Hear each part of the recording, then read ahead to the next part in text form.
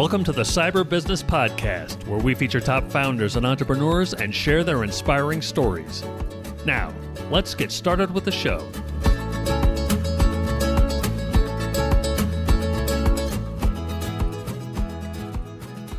Matthew Connor here, host of the Cyber Business Podcast. Today, we're joined by Chris McCay, VP of Corporate Infrastructure at Brailsford and Dunlavey. Chris, welcome to the show. Hello, good to be here. Great to have you. Before we get too far in, a quick word from our sponsors. This episode is brought to you by cyberlinks.com. That's cyber, L-Y-N-X.com. Do you know if a hacker's in your system? Most people and most companies don't until it's too late and the hacker's already done damage. A hacker's job is to bypass your security, so companies need a way of knowing when someone's gotten past theirs. That's where Cyberlinks comes in. We partnered with the best cybersecurity companies in the world to be able to provide our clients with the best solutions at the best prices. So whether it's managed SIM, SOC, EDR, MDR, XDR, you name it, we'll help you get the right solution at the right price. Find out more at cyberlinks.com. That's cyber, L-Y-N-X.com. And now back to our show. Chris, for those who aren't familiar, can you tell us about Brailsford and Dunlavey and your role there as VP of Corporate Infrastructure? Absolutely. So B&D is a national program management and development advisory firm. We work with higher ed institutions, municipalities, sports teams, K-12 school districts, and communities on a whole breadth of stuff. We do planning, we fund and develop complex capital projects. We work with them from visioning and feasibility through financial strategy and procurement into project delivery and then long-term operational planning. So, which sounds an awful lot like an architecture firm, but we are not an that's the one thing we don't do is we don't actually draw the stuff and do all of that. But we work as a owner's representative, and so we are really a trusted advisor for if there's a thing you need to do to make your institution better, we can help you get there. That sounds wonderful. Yeah. Now, let's talk about your role as VP of Corporate Infrastructure. What else that entails? So, for the young kids listening at home or watching, what's it entail and how'd you get there? Absolutely. So, I absolutely had no intention in my life to be an IT person. I was a geeky, artsy kid when I was growing up. I was a musician, and I actually went to school to be a piano major. And at one point in my life, I thought that that's all I was ever going to do. Things did not work out that way, and I ended up realizing I needed a degree in something that did not require 5 hours a day of piano practice. I also met my wife, who is a music teacher, and she had that already locked in, and I was like, that is great, it is lovely, and I'm so happy that you get to go do that. I go figure out what I'm going to be in life. I kicked around the idea of being a writer at one point. I really wanted to break into comics, as you can see sitting in the wall behind me. That did not happen. And so I ended up working for a defense contractor, and I was doing kind of odd jobs in and around their marketing area, and they're working with their, RFPs and procurement and stuff. And they were like, look, you've got decent customer service skills, and we need somebody to answer the phone in the tech department. We could teach you the technical stuff. And I was like, all right. And 25 years later, here I am. So I came up through the kind of hardware side. I became a network engineer. I eventually finished my degree and got a business degree. And then I went to work for Brailsford and Dunlavey about 15, almost 16 years ago. And I started out as the manager of IT, and then I moved into the director of IT role. And I did that for quite some time. And about less than 5 years ago, so it was post-COVID, our gentleman who was managing like all of our internal operations, he had a whole kind of portfolio of stuff that he was working on. It included all of our corporate real estate, all of our facilities operations, and our administrative work. And he was getting ready to retire. And coming out of COVID, we became a hybrid environment for work. And an awful lot of that meant he and I were working very closely together on like, how do we manage all the technology in the space and the people at home? we're going back to traveling again, so stuff needs to work no matter where they are. And so it became a bit of a natural fit that the technology world and the kind of real estate facilities operations world kind of came together. And as he was getting ready to retire, I said, I think I could do that. And the owners were like, all right, we're going to give you a shot. And so I kind of worked at it for a year and a half. And eventually they're like, this is great. You're doing a good job. We're going to make you the VP of corporate infrastructure. And so now my whole kind of portfolio includes all of our IT work, all of our corporate real estate, all of our internal operational stuff, and our administrative work. So it's I never thought this is where I would end up in life, but I've learned a ton, and it's a constantly evolving kind of world, which is great. That's awesome. Yeah, no, I don't think we've had a we don't haven't had a music major turned geek on the show. That's fantastic. And it is I think tech is kind of like the mob. Every time, once you get in, nah, you're not getting out. Yeah, They yeah, get their hooks in you. They've got you for life. absolutely. Um, Yeah. that's awesome. So that's really interesting. So managing both the kind of the virtual and physical infrastructure of the company, that is a lot to manage. How do you kind of parse that out? Because normally you get IT handling IT alone, and then once you kind of throw on those other duties, do you find it easy to kind of compartmentalize, or they just kind of blend together so much that it's more natural given the way the company is? A lot of it really does blend because of the way that we work. We have a number of offices throughout the country. We not a single one is in 5 days a week, so we are just naturally kind of in that hybrid environment of sometimes everybody's in, sometimes they're not. So ensuring that the technology is a smooth process, no matter where you are, is really an essential part of all of it. So even when my brain is in like, okay, kind of facility real estate world, it's still like, okay, but can they do all their virtual stuff? Can they manage their meetings? Can they take their phone calls, even though we don't have a single physical phone device, at all anymore, and all of that stuff. So I've learned how to blend a lot of it in my brain. And honestly, I have a great team that works with me that allows me to delegate what I need to so that there's stuff that I kind of don't have to worry about. I'm like, all right, I know these aspects of all of those things are going to get taken care of because I've got a really solid team that I've been able to build up to do it. Yeah, well, and I think that's obviously key to any success, right? It doesn't matter where you are. It's having the right team to kind of facilitate that. And just, out of curiosity, going from that music major to the phone operator on the help desk, all the way up. Did you find it challenging to go from, the working geek to the managing geek? Yes and no. I mean, even when I was doing, stupid retail jobs, I found my way into managing very early. Mhm. I whether it's a blessing or a curse, I have a bit of a big bombastic personality, so it's really easy for me to be kind of out in front and doing that kind of stuff. But then there's also a really big difference between managing and actually like leading a team and making sure that they're growing and making sure that they're developing, and that took me the longest time to learn. It's fairly easy to be like, these are the tasks that need to get done, go get them done. It is a real process to learn how to be like, okay, you're a young professional. Let's figure out where you want to go in life. Let's figure out how to get your career to continue to grow. Is that actually what the company needs? Yes or no? So does that mean that you should stay or not? Like it is that I think was the hardest thing for me to learn. That's a really interesting point because I think a lot of times on the IT side of things, we tend to attract geeks who love the technology, right? We Yes. like the tech, we like getting into the gadgets, the code, the all of the shiny things, the blinking things that attracts us.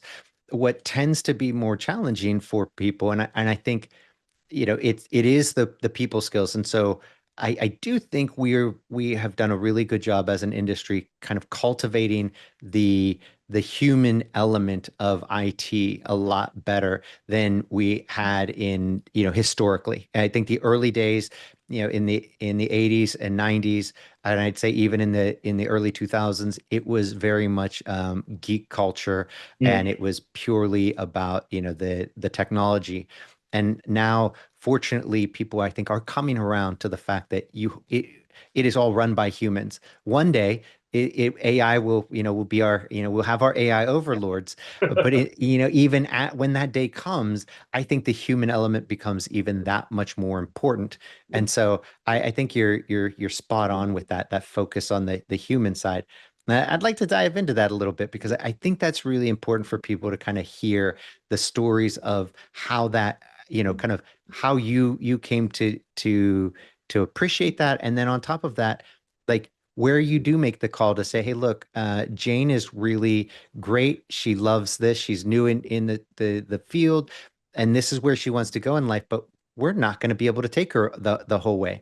And so being okay with, or not even being okay, I think focusing on what's best for them, because if your team is healthy and strong, then they're going to do better work, right? But then how do you come to grips with the fact that you love Jane? She's a great, member of the team, but what's best for her is to now move on because she needs to move up. You're sure you'd love to have her stay here for 20 more years, working the help desk, but right? So how do you come to grips with that? I'm still coming to grips with it. It is, like I said, I think that is the hardest thing I've had to learn in my career is how to figure out how to have some of those conversations. I've had some that I think went really well. I've had some that didn't go well at all. And I try to learn from every one of those experiences.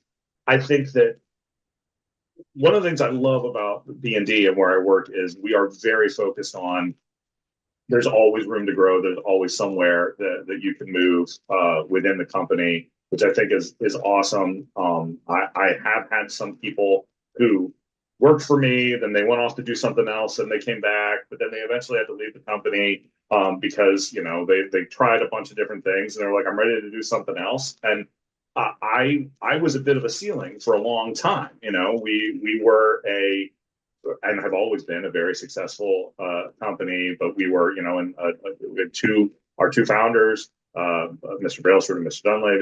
Dunlavey, and they were able to keep the company going, and we were able to continue to grow, which was great. But I was the director of IT for a long time, and so there was this natural kind of ceiling. Um, Thankfully, we've been able to continue to grow even more. I've been able to move up. We now have a little bit more room to expand things. And it has allowed us to be able to say, what's the path that you want to take? And I think for me now, that's like the most exciting conversation that I get to have with the people that work for me is let's figure out where you want to go and what you want to do, because this whole world is it's huge, and it continues to expand in every day. The various areas that you can get into in the tech world. And I mean, when I started, I had no idea. I didn't know what anything was. I didn't know what I wanted to do. I didn't know where I wanted to go. And I had some really good people early in my career who were like, all right, but let's teach you how to do hardware stuff. Like I remember building servers and racking servers and all of that stuff. And they were like, this is great. We've already got like three other people who know how to do this. So you really should go learn how to do networking stuff, because I don't have anybody who knows how to do that. And that would be very helpful. And that's how I ended up doing that. And I was like, oh, this is fascinating. I tried computer software, and I was like, I will never be able to do this because I took a couple of coding classes and assembly language broke me.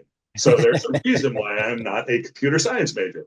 But that experience in my career, because I wasn't one of those, like, I take it apart and put it back together again kids, has really helped me to be able to show people the path kind of goes all over the place. Yeah. So let's figure out how we can keep you here, because you are a great hard worker and we love what you can do, for as much as possible. And then if we come to a place where it's like, you want to go do that, and that's great, and I want to encourage you to go do that, then it is only the right thing for me to do, to be able to say, you have been great, and I have loved you working here. I would love for you to go do great things somewhere else, and let's keep in touch. Yeah, it's one of those, if you love them, let them Yeah, go. exactly. And if they Yeah, come back, it was meant to yeah, be, right? yeah, yeah, Yeah.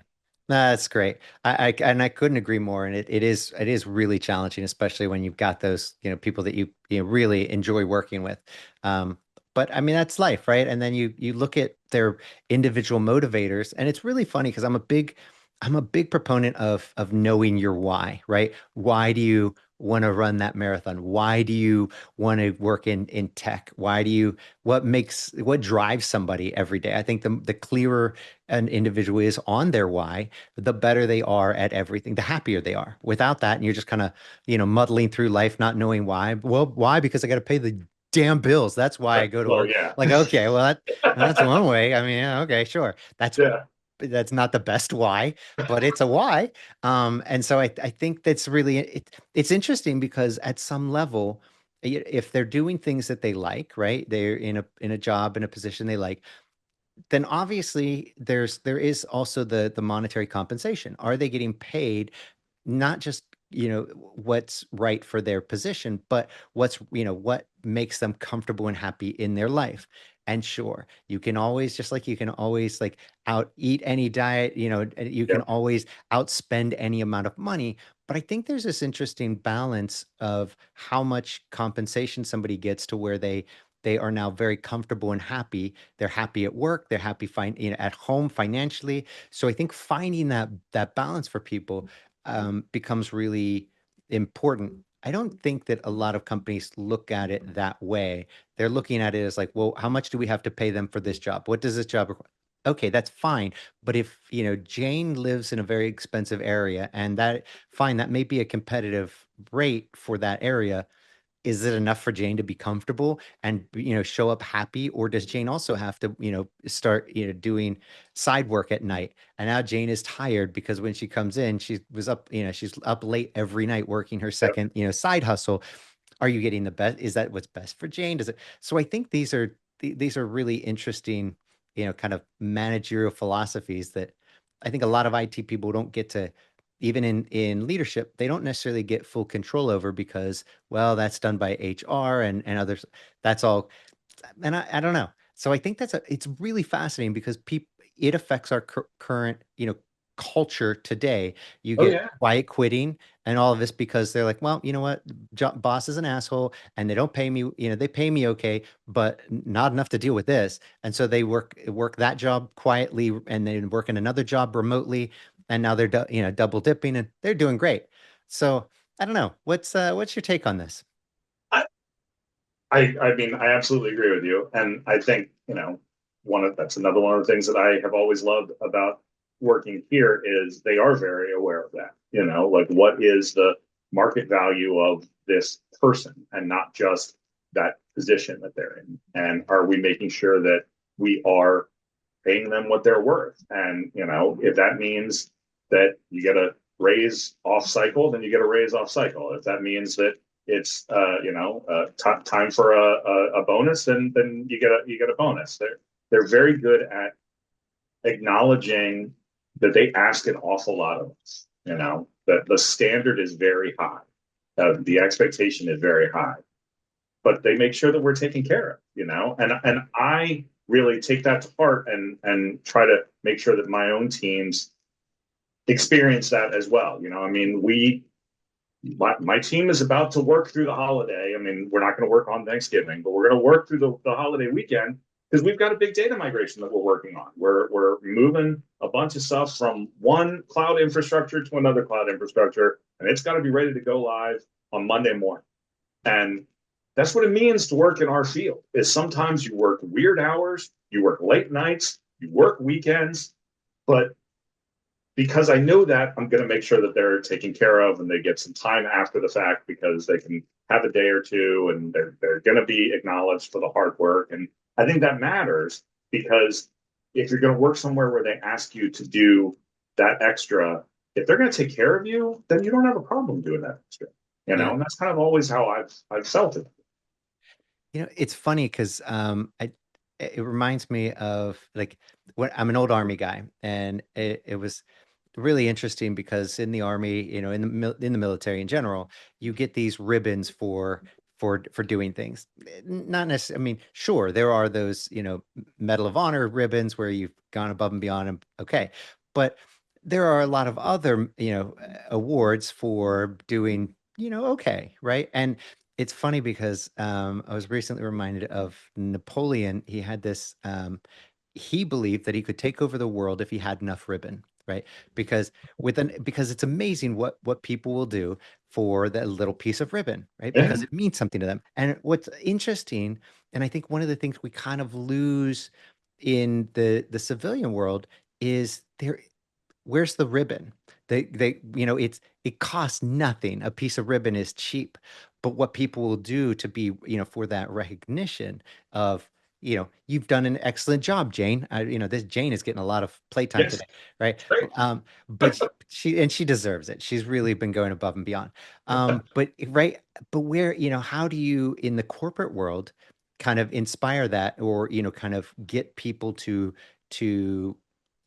because it is fulfilling, right? People will do all kinds of stuff in the military. I know I did, and a lot of other people did, went well above and beyond, to get a ribbon, right? To get this little award that cost nothing. So how do you translate that, or does it even need to be translated in the civilian world?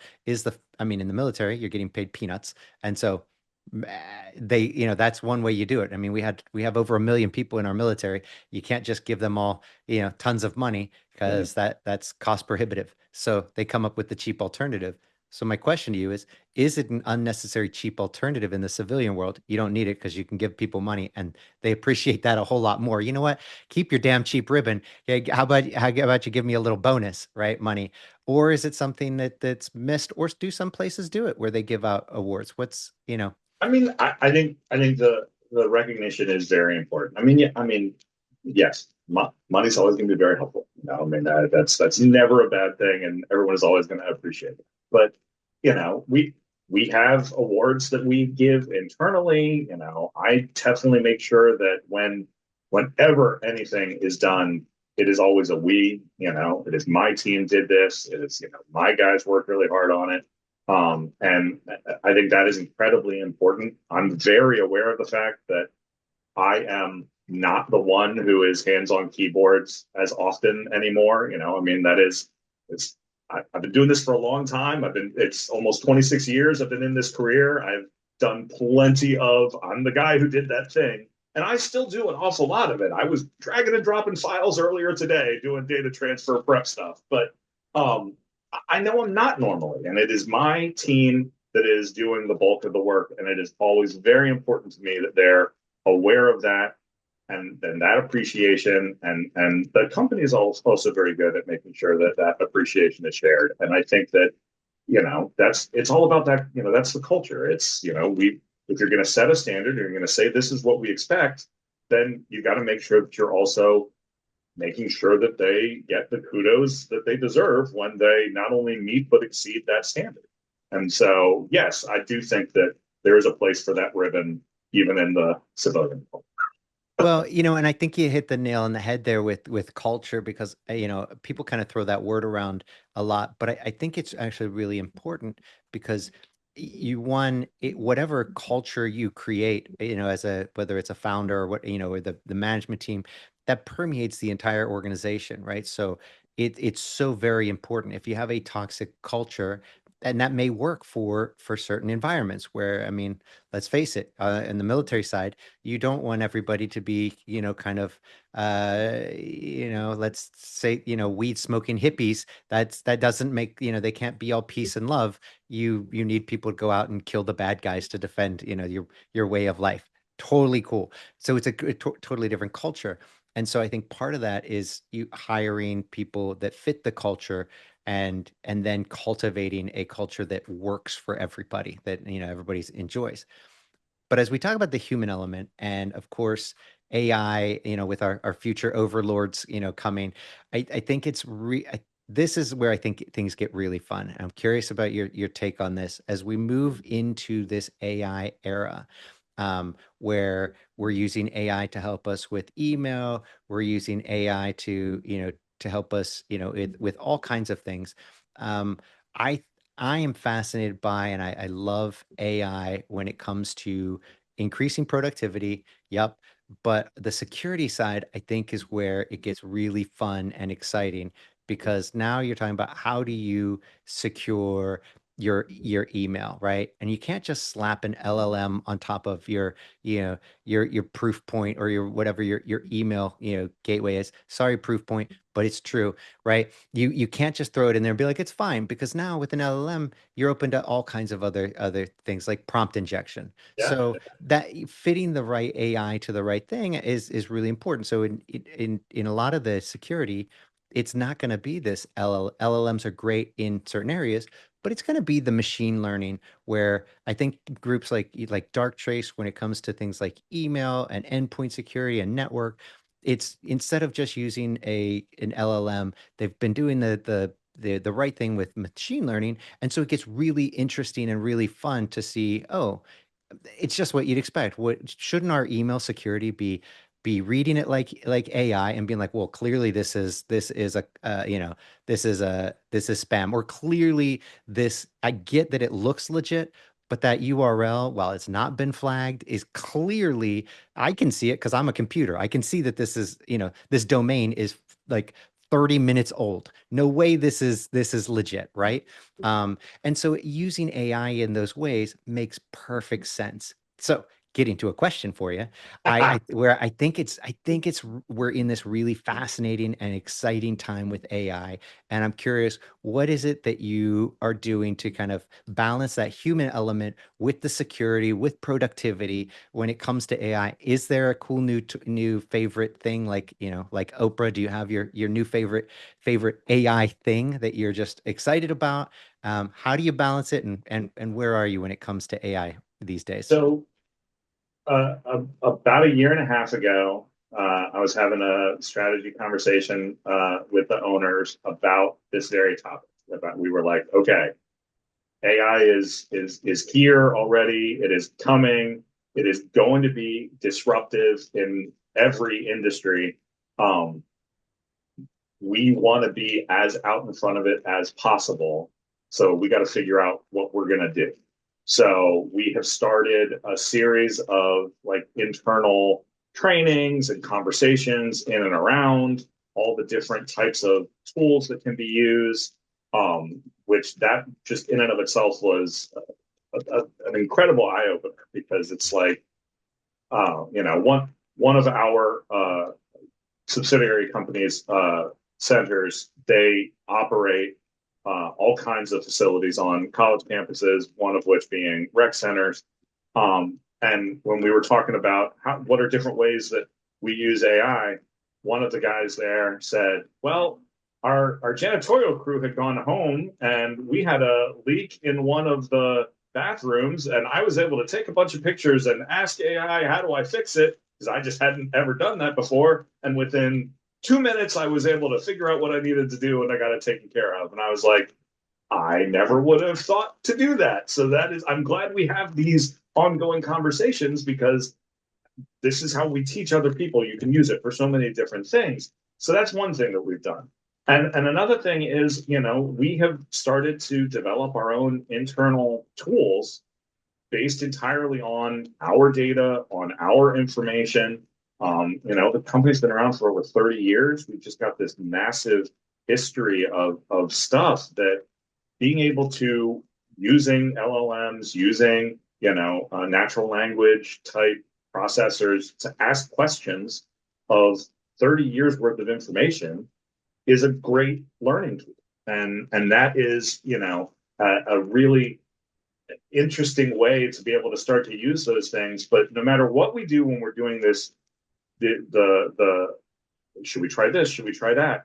All of our training, all of it revolves around the AI is your starting point. Like it's an ideation tool, it's a first draft tool, it's a thing that you ask it questions of.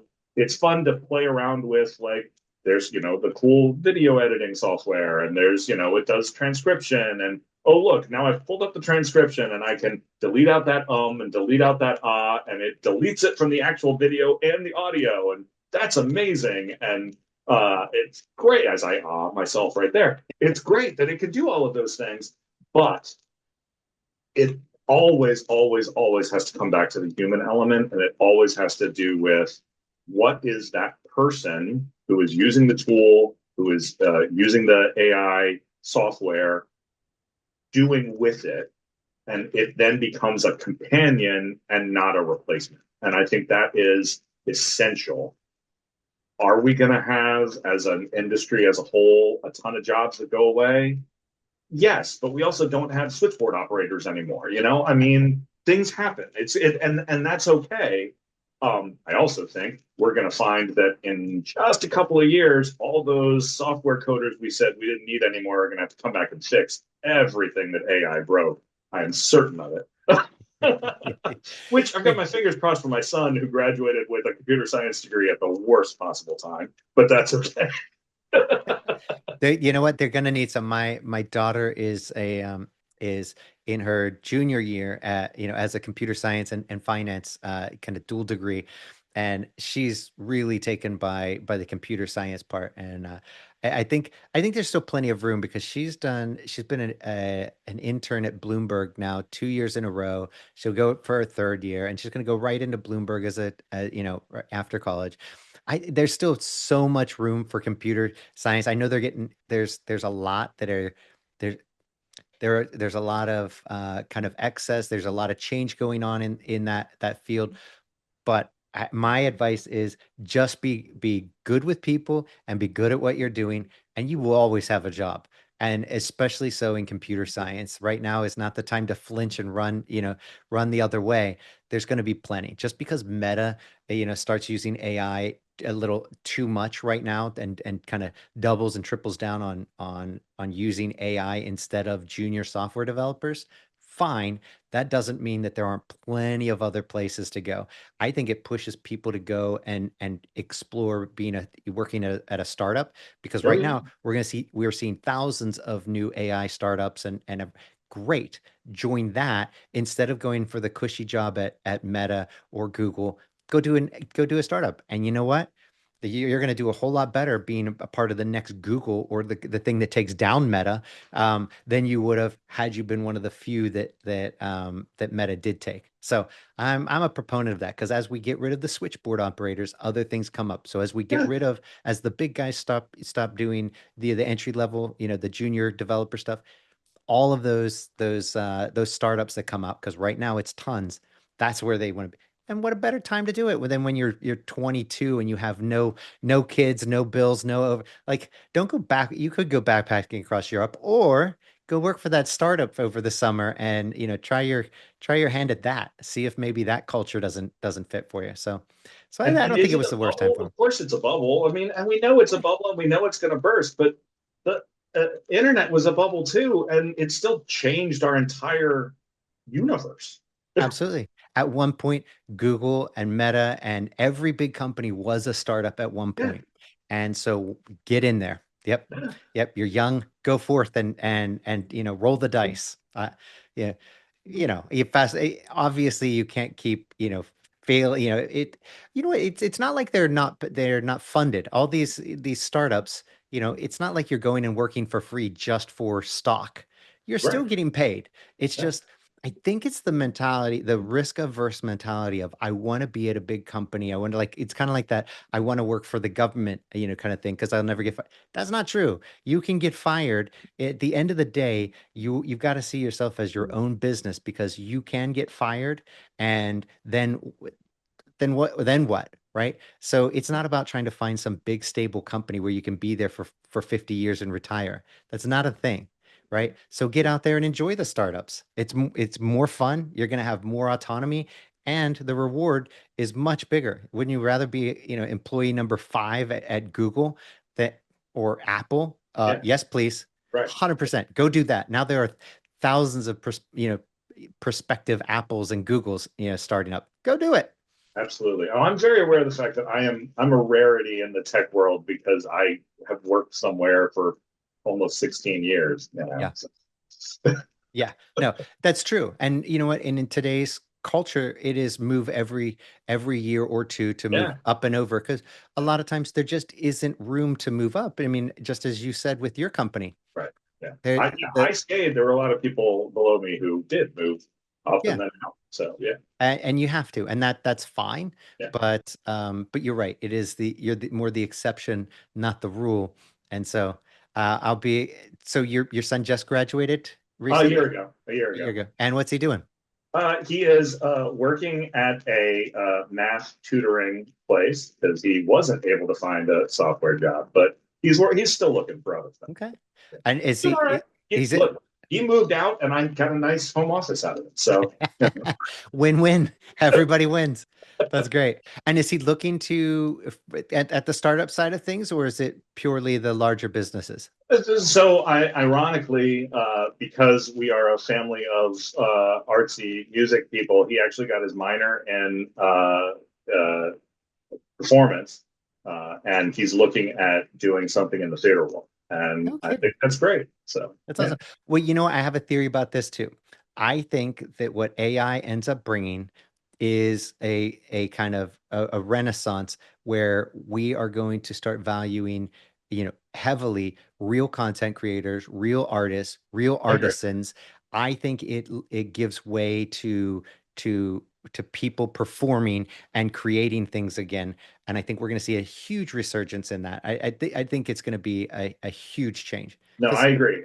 I think we're clearly gonna have to get through this period of there's weird stuff that it's creating and the yep, weird videos. Like this is it's we'll go through a cultural shift just like we always do whenever there's a big technology thing that happens. But no, I agree. I think that a return to in-person communication is going to be a big piece of it, whether that be performance or even just I'm going to pick up a phone and call people because I, the way I can verify that I am talking to the person that I think I'm talking to is I'm physically talking to the person. So, yeah. No, that's a really great point. And I'm going to go so far as to say I think content creators are going to, yes, we're in a weird phase right now, but had you rewound, you go back 15 years ago, and if your kids, said, "Hey, I want to grow up and be a YouTube star," you'd be yeah, like, "You're exactly. a freaking idiot." Okay, Right. first of all, why not just go be, a rapper or Right. a movie star? The odds are, infinitesimally small. The odds of that happening, not good. Go get a regular job. Okay, fair. But we can clearly see now, in retrospect, with it, you can see that there is a huge opportunity for all kinds of content creators to make huge money. And so it's financially viable now, with doing anything that you love. You love Kermit the Frog, 100%. You can be the foremost expert on Kermit the Frog and be making a Yep. killing with Yep. your Kermit the Frog videos, right? Crazy. Who'd have There's never thunk? been a better time to be a niche person. Yeah, exactly. No, there really isn't, and it's fascinating. And I think that's only going to get bigger, which is kind of crazy to say, but I really do think that's what's going to happen, and it'll be really interesting to see which direction things go. But I do think it goes in the direction of the creators and the makers. I don't think it's who wants to see AI Tom Cruise, hanging from the side of a plane, looking like he's 25. No, I want to see the geriatric 95-year-old Tom Cruise hanging from the side of the plane still, I being like, oh, guarantee you we will. So, I know 100%. He's the best. I got it. He'll get us all like, oh shit, I need to go work out. yeah. It's awesome.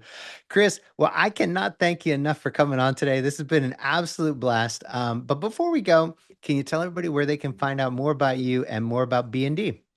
Absolutely. I am, of course, on LinkedIn, so please check me out there. Happy to connect with folks there. And B&D as at our main website is bdconnect.com. We look forward to people coming and checking us out. Fantastic. Well, until next time, thanks, Chris. Thank you very much. Thanks for listening to the Cyber Business Podcast. We'll see you again next time, and be sure to click subscribe to get future episodes.